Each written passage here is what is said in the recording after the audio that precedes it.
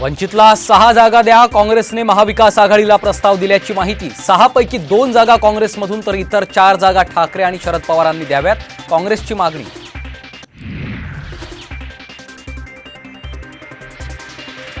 उद्या शरद पवार गटाची बैठकीनंतर उमेदवारांची यादी जाहीर होणार।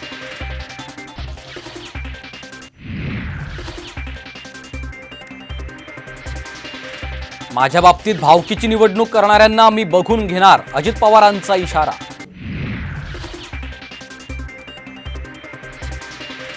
श्रीकृष्णाच्या विरोधात सारी भावकी होती, मात्र जिंकला तो कृष्णच। श्रीनिवास पवारांच्या भूमिकेवरून सुनेत्रा पवारांची टीका।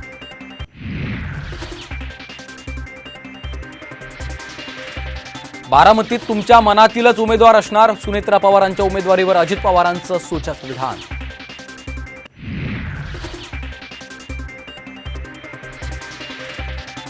राष्ट्रवादीत प्रवेश केल्यानंतर अजित पवारांकडून आढळराव पाटलांना उमेदवारी जाहीर, तर त्यांना उमेदवार आयात करावा लागतो, हा शरद पवार गटाचा विजय असल्याचा अमोल कोल्हेंचा टोला।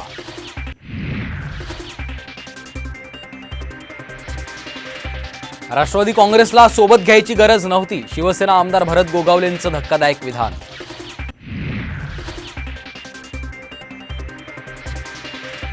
अजित पवारांवर टीका करणाऱ्या विजय शिवतारेंना शिवसेनेच्या शिस्तपालन समितीची नोटीस, पक्षविरोधी भूमिका घेतल्याने 24 तासात उत्तर देण्याचे आदेश।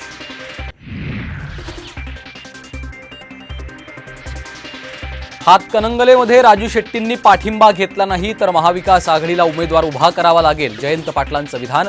तर पाठिंबा घ्यायला तयार पण मवियात येणार नाही, शेट्टींची भूमिका।